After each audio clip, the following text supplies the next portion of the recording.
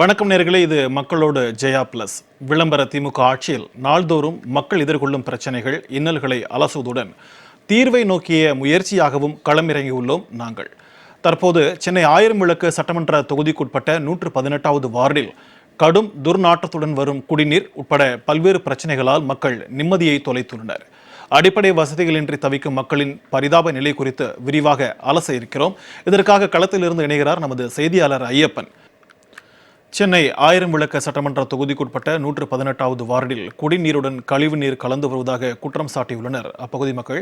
அது மட்டுமின்றி முறையான சாலை வசதி இல்லாதது, திமுக பிரமுகரின் நடைபாதை ஆக்கிரமிப்பு போன்ற பிரச்சனைகளால் நிம்மதியை இழந்து தவிக்கும் மக்களுடன் களத்திலிருந்து இணைகிறார் நமது செய்தியாளர் ஐயப்பன். அவரிடம் நாம் கூடுதல் தகவல்களை கேட்டு பெறலாம். வணக்கம் ஐயப்பன். தற்போது 118வது வார்டில் பொதுமக்கள் என்னென்ன பிரச்சனைகள் எல்லாம் சந்தித்துக் கொண்டிருக்கிறார்கள், அவருடைய கோரிக்கைகள் என்ன? கூடுதல் விவரங்களை பதிவு பண்ணுங்க.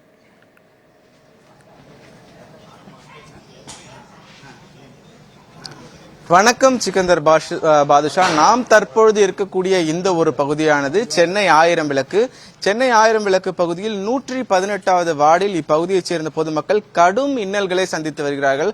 அதாவது அவர்கள் குடிக்கக்கூடிய அந்த மெட்ரோ குடிநீரானது கடும் துர்நாற்றம் கலந்து வீசுவதாகவும் கழிவுநீர் கலந்து வருவதாகவும், அந்த குடிநீரினை குடிப்பதனால் அப்பகுதியைச் சேர்ந்த பொதுமக்களுக்கு சிக்கன்குன்யா, மலேரியா போன்ற நோய் தொற்றுகள் கடுமையாக ஏற்படுவதாகவும், அப்பகுதியை பொறுத்தமட்டிலும் முறையான சாலை வசதியின்றி அப்பகுதி வாழ் மக்கள் கடும் இடையூறுக்கு ஆளாகி வருவதாகவும், குறிப்பாக இந்த வழியாக செல்லக்கூடிய பொதுமக்கள், இருசக்கர வாகனங்கள், 4 சக்கர வாகனங்கள் அனைத்துமே மிகப்பெரிய அளவு பழுதாவதாகவும், அதே போல வடகிழக்கு பருவமழை தற்பொழுது துவங்கி இருக்கக்கூடிய வேளையில் மிகப்பெரிய அளவு இந்த ஒரு மழை பெய்யக்கூடிய பட்சத்தில் இப்பகுதி முழுக்கவே மிகப்பெரிய சேரும் சகதியுமாக சாலை இல்லாததாக காட்சி அளிக்கும் என்றும், அதே போல இப்பகுதியை பொறுத்தமட்டிலும் அடிக்கடி மின்தடையானது தொடர்ச்சியாக ஏற்பட்டு வருவதாகவும் இப்பகுதி வாழ் மக்கள் தெரிவிக்கிறார்கள்.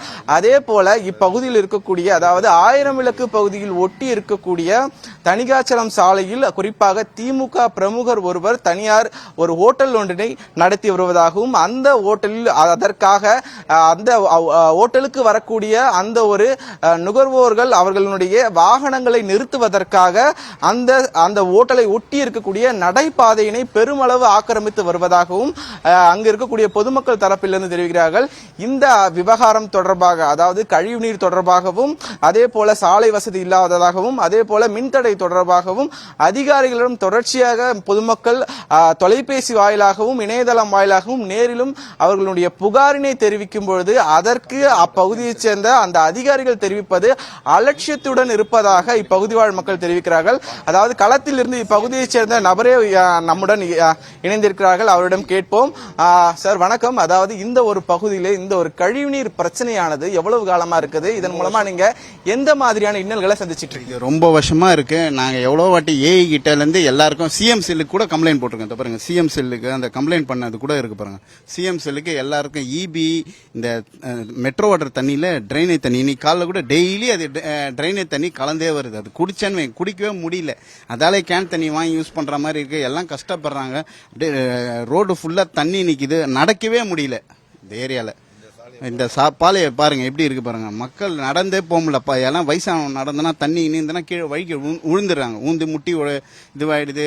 கால்லாம் ரொம்ப கஷ்டம். வண்டியும் ஓட்ட முடியல, எதுவும் பண்ண முடியல.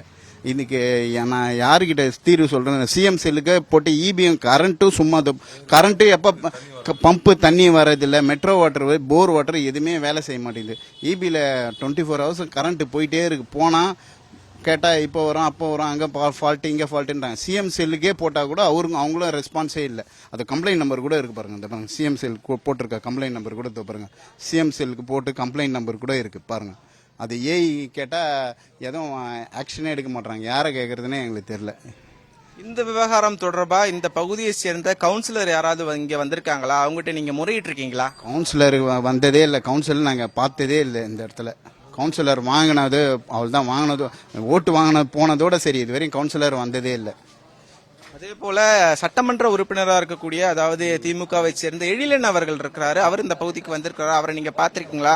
உங்களுடைய கோரிக்கைகளை முறையிட்டு இருக்கீங்களா? எழிலன் அவர் வராரா நான் பார்த்ததே இல்லை. எரியும் அவர் பார்த்ததே இல்லை.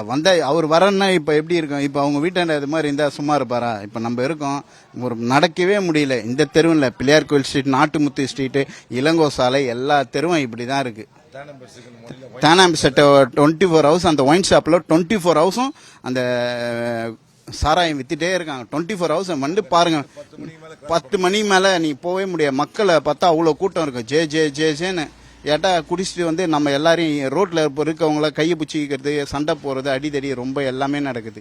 இதுக்கு என்ன தீர்வுன்னு எங்களுக்கு தெரியல.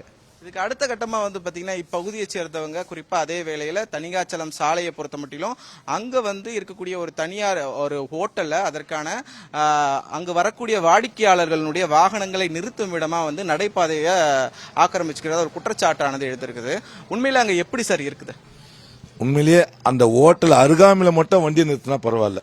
அது அந்த பிளாட்ஃபார்ம் நடப்பாதை ஆக்கிரமிப்பு பண்ணிட்டு சாலையிலும், அது முக்கியமான சாலை, பிரதான சாலை, டி நகருக்கு போகக்கூடிய பிரதான சாலை, அந்த சாலையில வாகனமும் சாலையில் பாதி பிளாட்ஃபார்முக்கும் சாலைக்கு நடுப்புற கரெக்டா வாகனம் நிறுத்திடுறாங்க. அது மட்டும் இல்லாம இருசக்கர வாகனத்தை நடைபாதை ஃபுல்லா 2 லைன்ல போட்டு வச்சிருக்காங்க. ஹோட்டல்ல ஒர்க் பண்றவங்களது வரவங்களது எல்லாம். அதுக்கு எதிர்க்க ஒரு ஹோட்டல், அந்த ஹோட்டல் எம் சென்டர் ஹோட்டல், அதுவும் பிளாட்ஃபார்ம்ல தான் பார்க்கிங். அது நீங்களும் பாத்தீங்க, அந்த பெரிய பெரிய பேரிகார்டு வச்சு வண்டி 2 வீலர் பார்க்கிங் அவங்க ரோடு ஆக்கிரமிப்பு பண்ணிருக்காங்க. அது மாதிரி யாரா பொதுமக்கள் பண்ண விடுவாங்களா?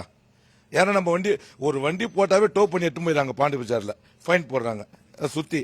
இது மாதிரி இந்த வாகனம் வந்து அப்புறம் ராஜபத்ரா ஸ்ட்ரீட் சாலை பாத்தீங்கன்னா குண்டும் குடிமா தோண்டி எவ்வளவு நாள் ஆகுது. அங்கேயே சாலை, அதுவும் பார்த்தா கழிவு நீர் மழை பெஞ்சா முதல் கழிவு நீர் தான் வராங்க. மாசிலாமணி தெருவில் வரும். ஆர்கா ஸ்ட்ரீட்ல தண்ணி நிக்காம இருக்காது. Arka street, Saravana street, Krishna street, இந்த ஹோட்டலுடைய பார்க்கிங் வந்து ஆர்கா ஸ்ட்ரீட்டுக்கும் சரவணா ஸ்ட்ரீட்டுக்கும் வெள்ளை டிரைவிங் ஒரு 10 பேர் வச்சிருக்காங்க. அதை எடுத்து வந்து ஆர்கா ஸ்ட்ரீட்ல, சரவணா ஸ்ட்ரீட்ல, கிருஷ்ணா ஸ்ட்ரீட்ல வண்டி விட்டு போயிடுவாங்க. நீங்களே பாத்தீங்க, லைனா ஒவ்வொரு டிரைவரா வண்டி எடுத்துன்னு வராங்க. யார் விட்டு இடத்துல நிப்பாட்டுறாங்க? இவங்க ஹோட்டல் நிறுத்தத்துக்கு பார்க்கிங்கா ஹோட்டல் நிப்பாட்டணும். விபத்து நிறைய நடக்குது. ஒரு 6 மாசத்துக்கு முன்னாடி ஒரு லேடிஸ் பாவம், அவங்க பிளாட்ஃபார்ம் இல்லாம ரோட்ல நடந்து போக பார்த்து ஒரு ஆட்டோக்கார அடிச்சு தலையில அடிபட்டு நாங்க எதுவுமே ஹாஸ்பிட்டல் அட்மிட் பண்ணி பார்த்தோம். இது விபத்து நடக்குது. எதனால விபத்து நடக்குது? காவல்துறைக்கு தெரியாதா? இது கார்பரேஷன்ல ஏஇக்கு சொல்லியாச்சு, எவ்வளவு வாட்டி சொல்லியாச்சு. ஏஇ சாலை ஆக்கிரமிப்பு, நடைபாதை ஆக்கிரமிப்பு பண்ணிருக்காங்க. அவங்க இதை கேட்கணுமா இல்லையா? இந்த ஆட்சியில இப்படிதான் இருக்குது. இந்த விவகாரம் தொடர்பா அந்த தனியார் ஹோட்டல் நடத்தக்கூடிய ஊழியர்கள்ட்டயோ இல்ல அதனுடைய உரிமையாளர்கிட்டயோ நீங்க வந்து உங்களுடைய கோரிக்கைகளை முன் வச்சிருக்கீங்களா? அதற்கு அவங்க தரப்புல இருந்து என்ன சொல்றாங்க? கண்டிப்பா சொல்லியாச்சு. நாங்க பாத்துக்கிறோம். நீங்க கம்ப்ளைண்ட் பண்ணா பண்ணுங்க, கார்பரேஷன்ல பண்ணுங்க, போலீஸ்ல பண்ணுங்க, நாங்க பாத்துக்கிறோம். அது எங்களுக்கு எப்படி பாத்துப்போம் தெரியும்ட்டாங்க. ஹோட்டல்ல போய் கேட்டதுக்கு, ஹோட்டல் மாதிரி நிக்கிறதுக்கு 2 பேரும் தான் போய் கம்ப்ளைண்ட் கொடுத்தோம். சொன்னதுக்கு இது மாதிரி இல்ல நாங்க பாத்துக்கிறோம் போனியாச்சு. அவங்க போர்டே, ஹோட்டலுடைய போர்டே நடைபாதையில தான் ஃபவுண்டேஷன் போட்டு பெரிய பழுப்பு போட்டு நிக்க வச்சிருக்காங்க. அது இல்லாம அவங்களும் அந்த ஒரு கயிறு கட்டி ஒரு பழுப்பு நட்டு வச்சிருக்காங்க, ரோட்ல நட்டு வச்சிருக்காங்க வண்டி நிக்கிறதுக்கு. அந்த ஹோட்டலுக்கு அவ்வளவு பார்க்கிங் சுத்தமா பார்க்கிங்கே இல்ல அந்த ஹோட்டலுக்கு. எப்படி ஒரு பர்மிஷன் கொடுத்திருக்காங்க கார்பரேஷன் உங்களுக்கு பார்க்கிங் இல்லாம? அந்த சைடு எவ்வளோ போலீஸ் அதிகாரி போறாங்க, கார்பரேஷன் ஊழியர் போறாங்க, கமிஷனர் போறாங்க, எவ்வளவு பேர் போறாங்க. அது முக்கியமான சாலை. அது நோ என்ட்ரி பண்ணிருக்காங்க. பாண்டி பஜார்ல டி நகருக்கு போறதுக்கு முக்கியமான சாலை அந்த சாலை. அந்த சாலையில போகும்போது அந்த இடம் மட்டும் நெரிசல் ஆகுது. இதை கண்டு காணாம ஏன் கண்டு காணாம போனோம்? நடவடிக்கை எடுக்கணும்ல. அதுக்கு தானே ஆட்சி, அதுக்கு தானே கவர்மெண்ட், அதுக்கு தானே டாக்ஸ் கட்டுறோம், ரோட் டாக்ஸ் கட்டுறோம். நாங்க அந்த சாலையில வண்டி எடுத்து போகும்போது எங்களுக்கு ரொம்ப கடினமா இருக்குது. அந்த பெண்டு திரும்பும் போது வண்டி ஸ்டாப்பிங்காக நிற்கும். அங்க வரும்போது விபத்து வரும். யாருன்னா வந்து திரும்புவாங்க, கார் நிற்கும், பல விபத்து நடந்துதான் இருக்குது அங்க விபத்து. இதை கண்டு காணாம இருக்காங்க, ஏன்னு தெரியலையே.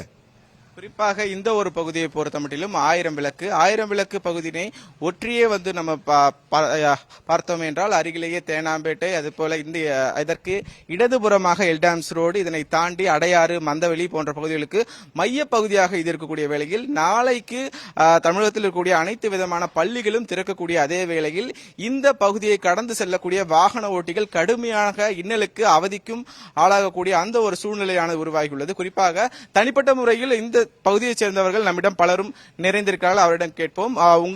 உங்களுடைய வீட்டில் வந்து பாத்தீங்கன்னா வாகனத்தில் செல்லக்கூடிய நபர்கள் எந்த மாதிரியான சிரமத்தை சந்திச்சுட்டு வராங்க? நிறைய தான் இது பண்றாங்க. என்ன பிரச்சனை? அதான் அடிப்படுது எல்லாம். அதே போல தொடர்ச்சியாக இங்கே இவர்கள் சொல்லக்கூடிய இதே வேலையை பொறுத்த மட்டிலும் அந்த கழிவுநீர் கலந்து வரக்கூடிய அந்த ஒரு பம்ப் ஆனது இருக்கிறது. குறிப்பாக இந்த ஒரு பகுதியில் நாம் தற்பொழுது நேரடியாகவே பார்த்து கொண்டிருக்கிறோம். இந்த பம்பினுடைய அந்த ஒரு காட்சிகளானது நம்மால் பார்க்க முடிகிறது. குறிப்பாக இந்த ஒரு தண்ணீர் அடித்த பிறகாகவே இந்த ஒரு தண்ணீரானது இப்பொழுது வந்து கொண்டிருக்கூடியது. இதே வேளையில் கடும் துர்நாற்றமானது தொடர்ச்சியாக வீசி வருகிறது. குறிப்பாக இந்த ஒரு குடிநீரை குடிப்பதன் மூலமாக இப்பகுதியைச் சேர்ந்தவங்களுக்கு டெங்கு, மலேரியா போன்ற பல்வேறு விதமான இடர்பாடுகளில் சிக்கி வருவதாகவும் இப்பகுதி வாழ் மக்கள் தெரிவிக்கிறார்கள். அதாவது இந்த பகுதியை நிற்க முடியாத ஒரு நிலைமையானது ஏற்பட்டிருக்கிறது. குறிப்பாக இந்த பகுதியில் இருக்கக்கூடிய அனைத்து தரப்பட்ட மக்களும் தற்பொழுது அவர்களுடைய மூக்கினை பிடித்தவாறே இந்த ஒரு பகுதியில் இருந்து வருகிறார்கள். அந்த காட்சிகளை நம்மால் பார்க்க முடிகிறது. அதேவேளை பொறுத்தமட்டிலும் மழைநீர் வடிகால் பொருட்களை பொறுத்தமட்டிலும் இந்த ஒரு பணிகள் மிகவும் வந்து பாத்தீங்கன்னா அது கேள்விக்குறியாகக்கூடிய அந்த ஒரு பட்சத்திலே இருக்குது. குறிப்பாக மழைநீர் வடிகால் பொறுத்தமட்டிலும் கிட்டத்தட்ட சென்னையில் மட்டுமே 4000 கோடி செலவில் மிக பெரிய அளவு நடத்தப்பட்டிருப்பதாக விளம்பர திமுக கட்சியை சேர்ந்த பலரும் சொல்லியிருக்கூடிய அதே வேளையில் கடந்த மிக்ஜாம் புயல் அதே போல 2024 பெய்திருக்கூடிய அந்த ஒரு மழைக்கு சென்னை பரவலாக மழையானது பெய்திருக்கூடிய அதே வேளையில் இந்த பகுதியை பொறுத்தமட்டிலும் மழைநீர் வடிகால் பணிகளானது எப்படி இருக்கிறது என்பது தொடர்பாக இந்த பகுதியை சேர்ந்தவர்கள் கேட்கலாம். எப்படி சார் இருக்கு மழைநீர் வடிகால்? மழைய 4000 கோடி சாங்ஷன் பண்ணாங்க, இப்பதான் செய்யறாங்க. எதுவுமே செய்யல, தண்ணி ஃபுல்லா நிக்குது. புண்ணா காவி இந்த பாருங்க ட்ரைனேஜ் நீங்க ஒன்றும் இல்லை. இப்போ இபி பாக்ஸ் கூட பாருங்க, அது ஃபுல்லா தண்ணி நிக்குது. தண்ணி நின்று ஷாக் அடிக்குது, நடந்து போனா ஷாக் அடிக்குது.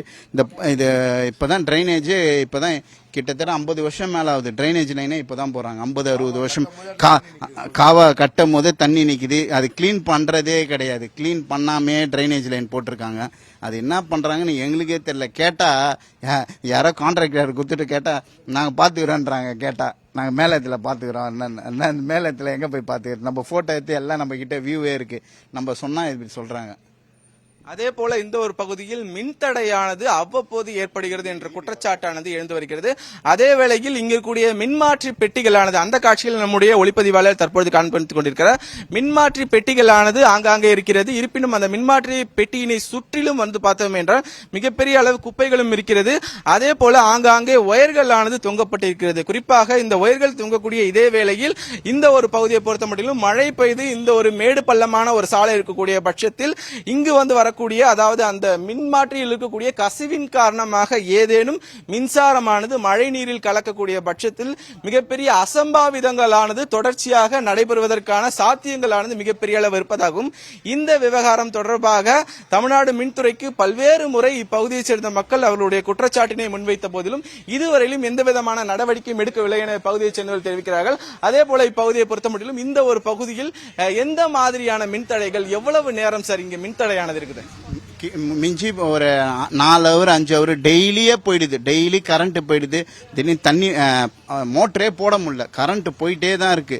கேட்டா இபில கேட்டா எங்களுக்கு அவங்க ஆளுங்கிட்ட கேட்டா என்கிட்ட எதுவும் ஃபண்டு எதுவுமே இல்லை, எங்களுக்கு எதுவுமே கொடுக்கறது இல்லை, பொருள் கொடுத்தா தான் நாங்கள் ஃபால்ட்டு பார்க்க முடியும்னு சொல்றாங்க. இப்போ நாங்கள் வாங்கி கொடுக்கோம், நம்ம கிட்ட கேட்குறாங்க, நம்மளால முடிஞ்சதை வாங்கி கொடுக்கலாம். கேபிள்லாம் நம்மளால வாங்கி கொடுக்க முடியுமா? அது மாதிரி இருக்கு. கேட்டா கவர்மெண்ட்ல எங்களுக்கு எதுவுமே பொருள் எதுவுமே கொடுக்கறது இல்லைன்னு சொல்றாங்க. இபில வரும். அதே போல சென்னையினுடைய மிகவும் முக்கியமான இடமாக இருக்கக்கூடிய இந்த பகுதியை பொறுத்த மட்டிலும் 1000 விளக்கு சட்டமன்ற தொகுதியை பொறுத்த மட்டிலும் அதாவது இந்த பகுதிகளை திமுகவை சேர்ந்த எழிலன் அவர்கள் சட்டமன்ற உறுப்பினராக இருக்கிறார். அதே போல 118வது வார்டுக்குட்பட்ட இந்த ஒரு பகுதியை பொறுத்த மட்டிலும் மல்லிகா அவர்கள் வார்டு உறுப்பினராக கவுன்சிலராக இருக்கிறார். இந்த இருவரையும் இப்பகுதியைச் சேர்ந்த பொதுமக்கள் பார்த்திருக்கிறார்களா என்பது குறித்தான இப்பகுதியைச் சேர்ந்த நபரிடம் கேட்கலாம். இந்த ஒரு நபர் இங்கு வந்திருக்கிறாரா? அவரை நீங்க பார்த்திருக்கீங்களா? அவர்கிட்ட ஏதாவது உங்களுடைய கோரிக்கையை நீங்க முன் வச்சிருக்கீங்களா? ஐயா பார்த்தது இல்லையா, ஒன்னும் கோரிக்கை எதுவும் நாங்க வைக்கல, பார்த்ததே இல்லை அவரை. குறிப்பாக அதே வேலையை பொறுத்த மட்டும் இங்கு இந்த பகுதியைச் சேர்ந்த பல்வேறு நபர்கள் இருக்கிறார்கள். அவரிடம் நாம் இதே கேள்வியை முன்வைக்கலாம். இந்த பகுதியைச் சேர்ந்த சட்டமன்ற உறுப்பினர் அதே போல கவுன்சிலர் அவர்களை நீங்கள் நேரில் பார்த்திருக்கிறீர்களா? உங்களுடைய கோரிக்கையை அவர் கேட்டிருக்கிறாரா காது கொடுத்து? இல்ல, நான் கவுன்சிலரும் பார்த்ததில்லை, எம்எல்ஏ இதுவரையும் பார்த்ததில்லை. அவ்வளோ அவங்க வந்தா அப்படியே அவங்க வந்ததே இல்லை இதுவரையும். நான் பார்த்ததில்லை. இப்போ இந்த ட்ரைனேஜ் லைன்லாம் கூட பண்ணியிருக்காங்க. இதுவரையும் ஒரு வாட்டி கூட நான் பார்த்தது எம்எல்ஏவும் பார்த்ததில்லை, கவுன்சிலரையும் பார்த்ததில்லை. இப்போ கம்ப்ளைண்ட் கூட சிஎம் செல்லு போட்டிருக்கேன். இப்போ ஏன் கவுன்சிலர் இருந்தால் கவுன்சிலர் சொல்ல மாட்டோமா? கவுன்சிலர் வந்து எதுவுமே கேட்கறது இல்லை. வீடு கட்டுறாங்களா, எந்தெந்த வீட்டில் வீடு கட்டுறாங்கன்னு பார்க்க தான் வராங்க ஆளுங்க, அவ்வளோதான். எதுவும் பண்றதில்லை, எதுவுமே பண்றதில்லை. ட்ரைனேஜ் லைன்ல பம்பில் குடிக்க முடியல தண்ணி. இந்த பாருங்க மெட்ரோ போர் வாட்டர் இருக்கு, தண்ணி அடிக்கணும், கரண்ட் போயிடுச்சுன்னா இதில் அடிச்சு குடிப்பாங்க. இந்த பம்பை ரிப்பேர் பண்றதுக்கு ஆள் இல்லை. இப்போ என்ன பண்ணுவாங்க மக்களுங்க? தண்ணி வரலன்னா என்ன பண்ணுவாங்க? பாவம் கஷ்டப்பட்டு உக்காந்துட்டு இருக்கான். நைட்டு 12 மணி 1 மணி 2 மணி கூட வருது. ஒரு டைம் போயிட்டு 4 மணிக்கு கரண்ட் வருது. அப்புறம் அந்த ஒயின் ஷாப் வந்து 24 ஹவர்ஸ் இயங்கிட்டே இருக்கு. அதுக்கு தக்க தீர்வு அந்த யாருமே எடுக்க மாட்டாங்க. அதுக்கு என்ன சொல்யூஷன் நீங்க தான் சொல்லணும். அதே போல இந்த பகுதியை பொறுத்த மட்டிலும் அந்த ஒரு பாதாள சாக்கடை, அந்த ஒரு மூடியானது மிகப்பெரிய அளவு ஆபத்தான முறையில் இருப்பதாகவும், அதே போல வாகனங்களில் செல்லக்கூடிய நபர்கள் அந்த ஒரு பாதாள சாக்கடையினை கடந்து செல்லக்கூடிய பொழுது அவர்கள் அந்த வாகனத்தில் இருந்தே தடுக்கி விழக்கூடிய ஒரு சூழலில் தற்பொழுது நிலவி வருவதாகவும் இப்பகுதியைச் சேர்ந்த பொதுமக்கள் தெரிவிக்கிறார்கள். குறிப்பாக அவர்களுடைய கோரிக்கைகளையும் அவருடைய பிரச்சனைகளையும் காது கொடுத்து கேட்பதற்கு கூட இந்த பகுதியைச் சேர்ந்த நபர்கள் யாரும் இல்லை என வருத்தம் தெரிவிக்கிறார்கள். குறிப்பாக அந்த ஒரு பாதாள சாக்கடையினுடைய மூடிகளானது எந்த அளவு உயரமா இந்த பகுதியில் போடப்பட்டிருக்குது சார், அந்த ஒரு விவரத்தை இந்த பகுதியை சேர்ந்த நபரிடமே கேட்டு நம்ம பெறலாம். நான் பிள்ளையார் கோயில் தெரு 2 டிரைனேஜ் மூடி கிட்டத்தட்ட 1/2 அடிக்கு 3/4 அடிக்கு மேல இருக்கும். நிறைய பேர் விழுந்திருக்காங்க. அதுல இப்போ மழை பெஞ்சா தண்ணி நிக்கும், முட்டிக்கால அளவு நிக்கும். அப்ப அந்த மேடா இருக்கான்னு தெரியாது. எவ்வளவு பேர் விழுந்திருக்காங்க. இப்போ வண்டியில போன கூட விழுவாங்க. நீங்க பாத்தீங்கன்னா 2 அது பல வருஷமா சொல்லியாச்சு. அதுக்கு தீர்வு நாங்களும் கம்ப்ளைண்ட் போட்டாச்சு. பல தீர்வு சொல்லியாச்சு. அதுக்கு நடவடிக்கை இல்ல. ஏன்னா அது மூடினா பள்ளமாவமா எதுவும் பண்ண முடியாது. அதுக்கு எதுக்கு அப்ப அவங்க மாமன்ற உறுப்பினர் இருக்கணும்? சொல்லியாச்சு. அந்த 2 மூடியும் பாத்தீங்கன்னா சாலையே சின்ன சாலை சுருக்கி இருக்கு. அந்த சாலை எப்படி இருக்கு, அதுல அந்த பாதி இடம் அது அடிச்சுக்குது மேடு. இந்த சைட்ல போமா அந்த சைட்ல போமா 2 வீலர் எடுத்து வராங்க. சரி, ஒரு லேடிஸ் ஜென்ஸ் 2 வீலர்ல வராங்க. ஏறி இறங்குனாங்கன்னா என்ன ஆகும்? கண்டிப்பா கீழே விழுவாங்க. இது ஒரு வேலையா உங்களுக்கு? இது ஒரு வேலையா? இந்த வேலை முடியல, பொதுமக்கள் நீங்களே பாத்துங்க. நான் கூட பொதுமக்கள் இந்த சாலையில பணம் திரட்டி அவங்க பண்ணிடுவாங்க. எங்களால முடியலன்னு சொன்னா கூட இது ஒரு வேலையா? இது பண்ணலாம். 2 டிரைனேஜும் ஹைட்டா மேடா இருக்கு. அது மட்டும் இல்லாம எல்டாம் ரோடு 1 வே முக்கியமான சாலை. அந்த சாலையில பார்த்தா பங்கடக்காரன் பால் ட்ரே அடிக்க வச்சுக்கிறாங்க, அவங்க ஆக்கிரமிப்பு பண்ணி வச்சுக்கிறாங்க, ட்ரே வச்சுக்கிறாங்க, எல்லாம் ஆக்கிரமிப்பு பண்ணிருக்காங்க. இதெல்லாம் கண்டும் காணாம இருக்காங்க. குப்பை தொட்டிக சாலையில நடுப்புறம் வந்து நிக்கும். பின் பாக்ஸ் எல்லாமே, குப்பை பாக்ஸ் எல்லாமே நடுப்புறம் வந்து நிக்கும். நீங்க பார்த்தாவே தெரியும். பஸ் போலாம் கரெக்டா, மிச்ச வண்டி எதுக்கு ஒரு வண்டி வந்துச்சா அப்படியே நிக்கணும். முதல்ல இந்த சாலை 2 வேவா இருந்தது. அப்பயே நல்லா ஒழுங்கா போயிருந்தது. 1 வே இருக்கும்போது ரொம்ப டிராபிக் ஜாம் ஆகுது. ரொம்ப இதெல்லாம் வந்து பாக்கிறது கிடையாது. அதே போல இந்த ஒரு பகுதியை பொறுத்த மட்டிலும் அந்த ஒரு குப்பை தொட்டிகளானது எப்படி இருக்கிறது, குறிப்பாக மாநகராட்சி அதிகாரிகள் குப்பைகளை எப்படி கையாளுகிறார்கள், அதாவது தினமும் வந்து குப்பையினை அள்ளி செல்ல வேண்டும் என்கிற விதியானது ஒரு இருக்கக்கூடிய பட்சத்தில், குறிப்பாக இந்த ஒரு பகுதியில் அந்த ஒரு குப்பைகளை எடுப்பதற்காக இந்த பகுதியைச் சேர்ந்த, அதாவது மாநகராட்சி அதிகாரியைச் சேர்ந்த அந்த தூய்மை பணியாளர்கள் இந்த பகுதிக்கு வருகிறார்களா என்பது மிகப்பெரிய ஒரு கேள்வியாக இருக்கிறது. ஏன்னா நாம் தற்போது மக்களுடன் ஜெயா பிளஸ் இந்த ஒரு செய்தி சேகரிப்புக்காக இந்த ஒரு பகுதியை வரக்கூடிய அந்த ஒரு நேரத்திலேயே இந்த பகுதி முழுக்கவே மிகப்பெரிய அளவு குப்பையானது ஆங்காங்கே காணப்பட்டது. இது ஒரு மிகப்பெரிய சிரமமாக இப்பகுதியை சேர்ந்த நபர்கள் இருக்கிறார். குறிப்பாக அதே போல இந்த ஒரு பகுதிக்கு எவ்வாறு அவர்கள் வருகிறார்கள் என்பது குறித்து பல்வேறு விதமான கேள்விகளானது எழுந்திருக்கிறது. குறிப்பாக இந்த ஒரு பகுதியை பொறுத்த மட்டிலும் சென்னையினுடைய மிகவும் முக்கியமாக இடமாக இருக்கக்கூடிய 1000 விளக்கு, இந்த ஒரு 1000 விளக்கு பகுதியில் 118வது வார்டில் ஒவ்வொரு மனிதனுடைய அடிப்படை மிகவும் முக்கியமாக இருக்கக்கூடிய குடிநீர் அசுத்தம் கலந்து வருவதாகவும், அடிக்கடி மின்தடை ஏற்பட்டு வருவதாகவும், அதே போல இப்பகுதியில் முறையான சாலை வசதி அமைத்து தர வேண்டும் என்றும் இப்பகுதியைச் சேர்ந்த பொதுமக்கள் அவர்களுடைய வேதனையினை தெரிவிக்கிறார்கள். குறிப்பாக அவர்களுக்கு எங்கு போய் சென்று முறையிடுவது என்று தெரியாத ஒரு கலக்கமான ஒரு சூழ்நிலையானது உருவாகி இருக்கிறது. குறிப்பாக இந்த ஒரு பகுதியைச் சேர்ந்த பொதுமக்கள் அவர்களுடைய கோரிக்கையினை செவி கொடுத்து கேட்பதற்கு கூட ஆள் இல்லை என்று வருத்தத்தினை தெரிவிக்கிறார்கள். சிக்கந்தர்,